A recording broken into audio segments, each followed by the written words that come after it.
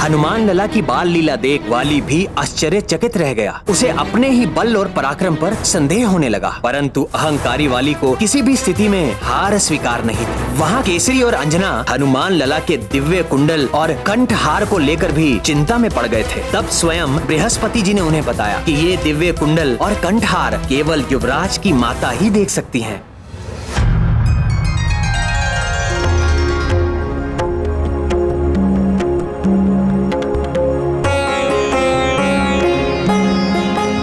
लीजिए पितामह, आपके लिए। सौभाग्यवती भव।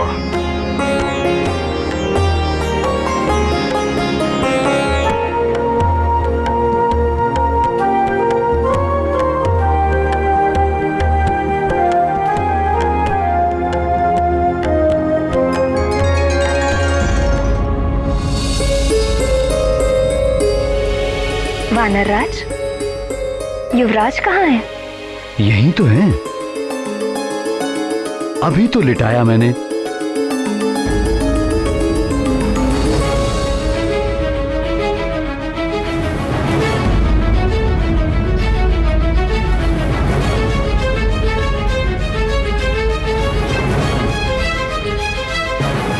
अभी तो यही थे, क्षण भर का समय भी नहीं हुआ, कहां चले गए? किसी ने मेरे लाल को देखा क्या? कहां जा सकता है? किसी ने तो लिया होगा, अदृश्य तो नहीं हो सकता। देखिए कहीं पलंग से नीचे तो नहीं गिर गया।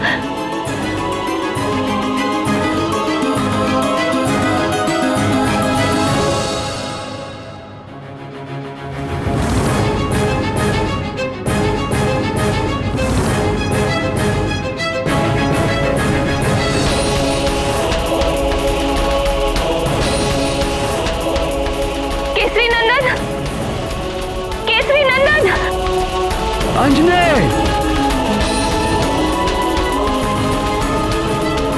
अंजने!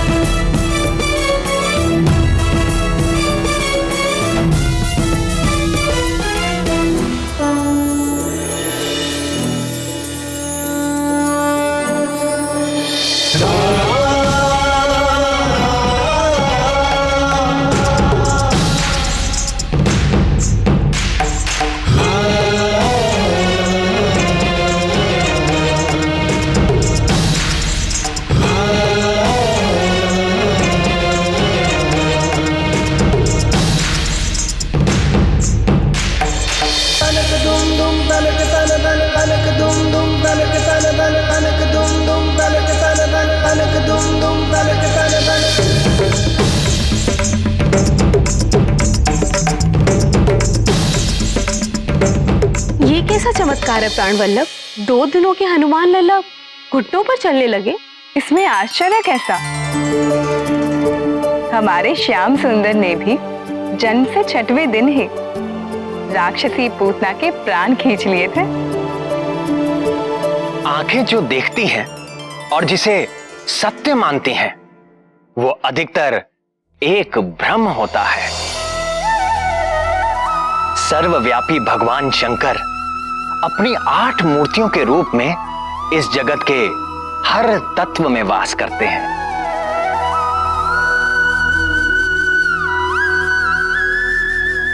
आकाश, अग्नि, जल, वायु और पृथ्वी रूपी 5 महाभूतों में वास करते हुए उनका नियंत्रण करते हैं। और इसके अतिरिक्त महादेव रूप से चंद्रमा में, ईशान रूप से सूर्य में और पशुपति रूप से समस्त पशुओं अर्थात जीव जंतुओं के भीतर रहते हैं।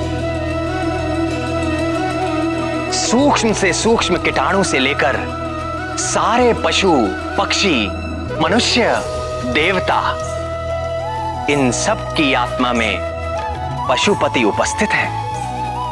ईशावास्यमिदं सर्व यत्किंच जगत्याम जगत। इस जगत में जो कुछ भी है सब में महेश्वर का वास है। इन 8 रूपों में से जो सर्वव्यापी वायु है, इस ब्रह्मांड में सभी जीवों की सारी शक्ति का कारण प्राण रूपी वायु ही है।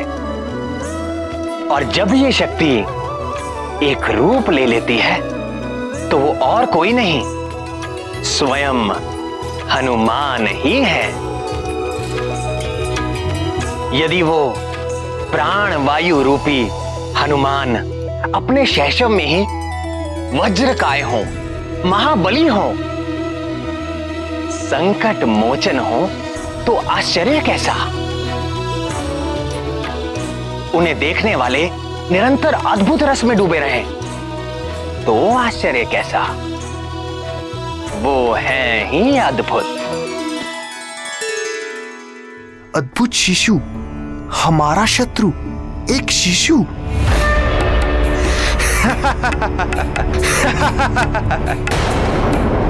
वाली भैया, मुझे आपसे ये आशा नहीं थी।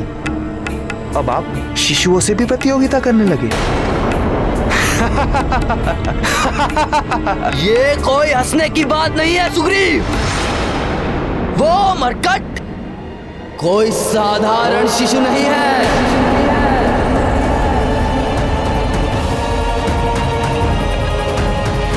वो शिशु है, किंतु वो मायावी शक्ति संपन्न है। मायावी है तो भी न जाने कितने यक्ष राक्षस आदि घूमते रहते हैं, सब तो हमारे शत्रु नहीं हो जाते। और फिर एक शिशु।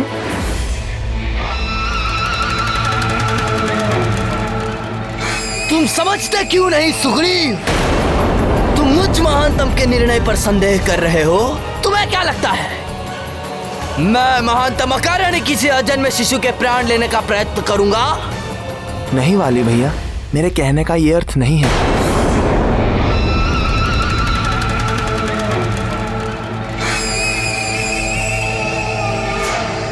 तो क्या अर्थ है? क्या किसी विष भरे सपोले को इसीलिए पालते रहना चाहिए कि वो अभी शिशु है, नवजात है?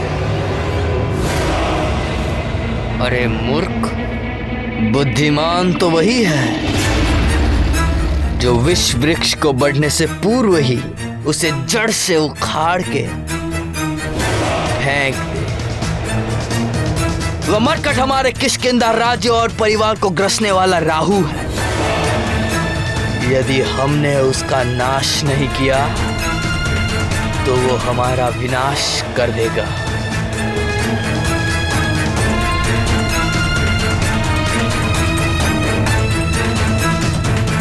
किंतु आप ये सब कैसे जानते हैं?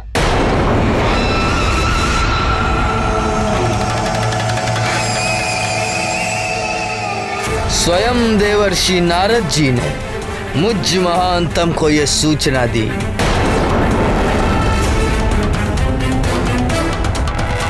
यदि ऐसा है तो भैया मैं भी आपके साथ हूं। किष्किंधा की रक्षा के लिए मैं अपने हाथों से उसकी जीवन लीला का अंत करूंगा।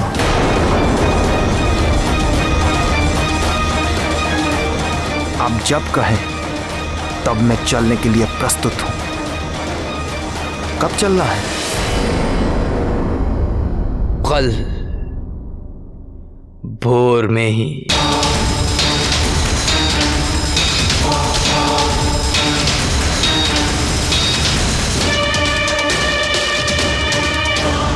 गजाननं भूतगणादिसेवितं गजाननं भूतगणादिसेवितं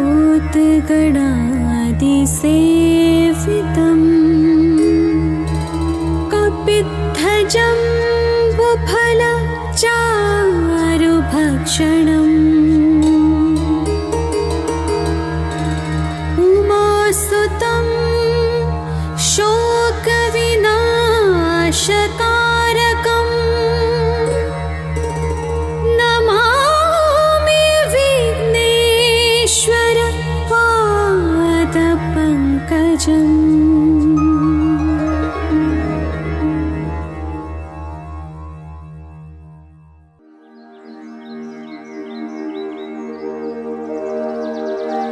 पृथ्वी सगन्धा सरसास्तथापः स्पर्शश्च वायुर्ज्वलनः सतेजः नभः सशब्दं महता सहैव यच्छन्तु सर्वे मम सुप्रभातम्।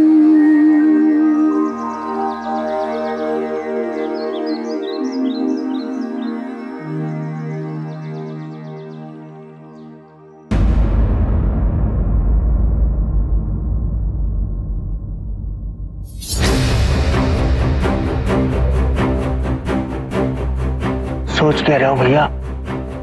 किधर चलते हैं? अरे बुद्धिहीन, यदि किसी सैनिक ने हमें देख लिया तो पकड़े गए तो बंधक बना के रख लिए जाएंगे, और पहचाने गए तो? भैया मैं सोच रहा था सोचने का काम तुम मत करो सुग्रीव, वो तुम मुझ महानतम के लिए छोड़ दो। तुम केवल मेरी आज्ञा का पालन करो, समझे? जी भैया। भैया मेरे मन में एक विचार।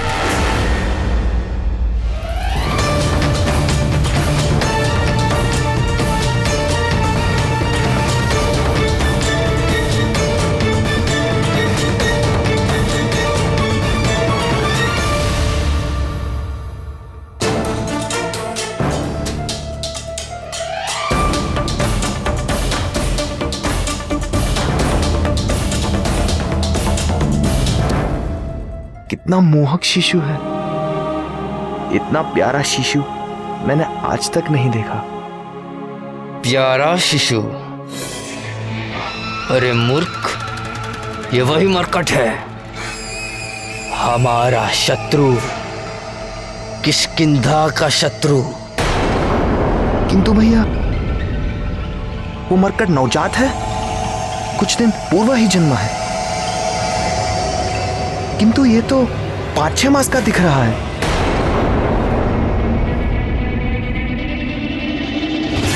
ये तो सचमुच 6 मास जितना बड़ा है, किंतु ये कैसे संभव है? इसके जन्मे तो 5 दिन भी पूरे नहीं हुए।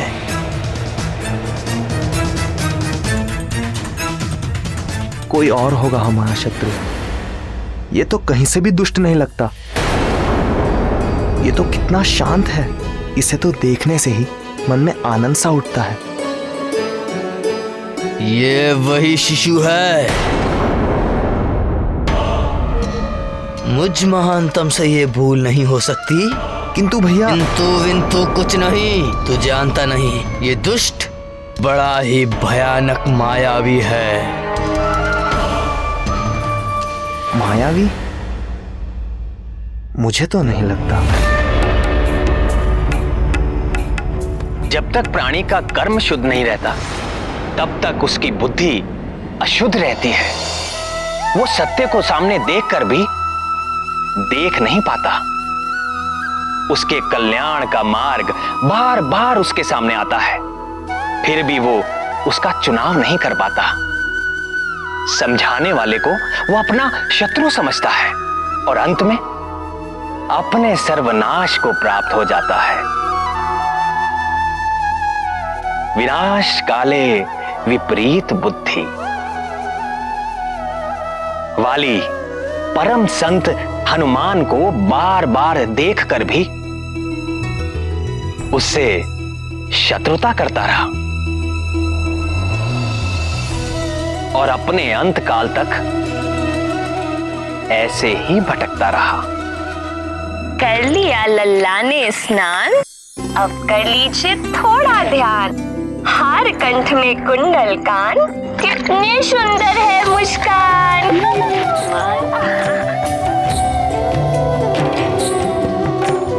महारानी जी, आप कुछ खा लीजिए। जब तक युवराज का अन्नप्राशन नहीं हो जाता तो उनके लिए भी आपको ही खाना होगा ना। अरे हाँ, फिर तो हमें बहुत सारा खाना होगा।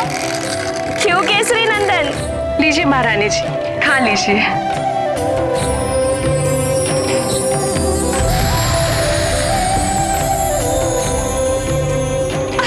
नहीं नहीं नहीं, अभी नहीं।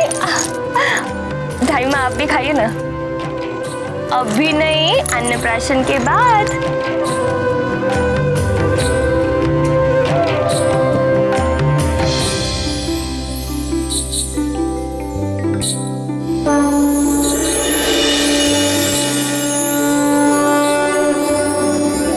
भैया, ये तो घुटनों के बल चल रहा है और आप कह रहे हैं कि 6 दिन का भी नहीं है।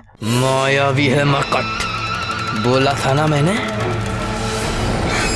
युवराज जी, थोड़े और बड़े हो जाइए, फिर मैं स्वयं आपको सेब के उपवन में ले चलूंगी। चलेंगे हम उपवन, खाएंगे फल हम भर मन। महारानी जी, मैं आपके लिए स्नान का प्रबंध करती हूँ। केसरी नंदन, अब मैं स्नान करके आती हूँ।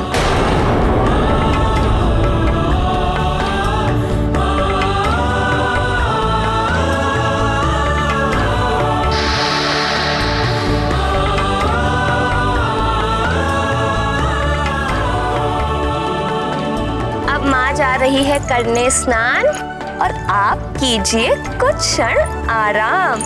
चलो चलो, लेट जाओ।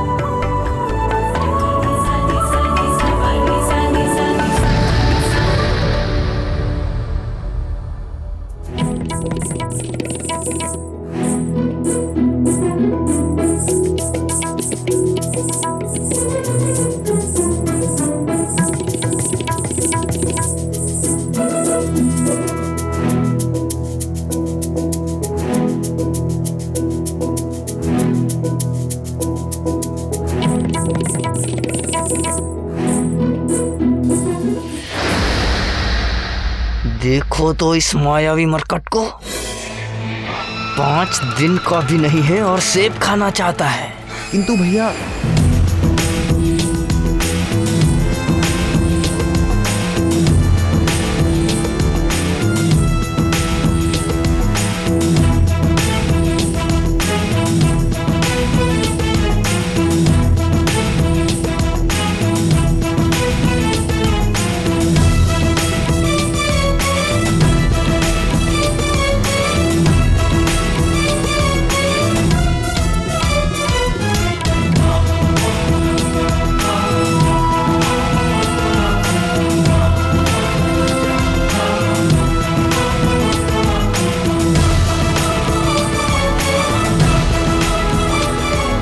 महादेव, भैया ये तो खड़ा भी हो गया।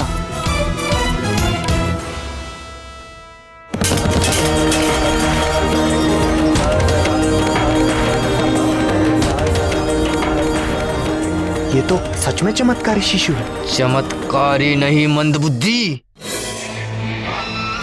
मायावी। स्वयं देवर्षि नारद जी ने मुझे कहा कि ये मरकट तेरे पतन का कारण बनेगा। मेरे होते हुए आपका पतन? कभी नहीं।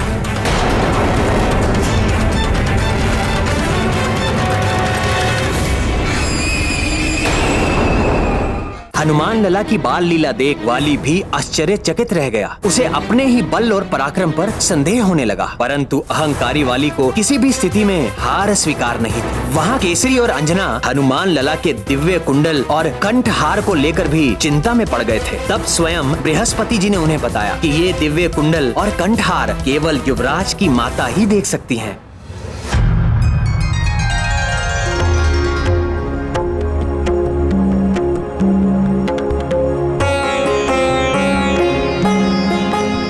लीजिए पितामह, आपके लिए।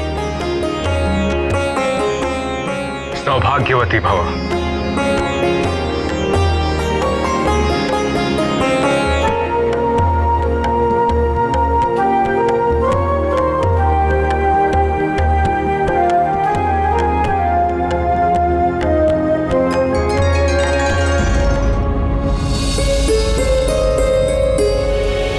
वानरराज, युवराज कहाँ है? यही तो है, अभी तो लिटाया मैंने।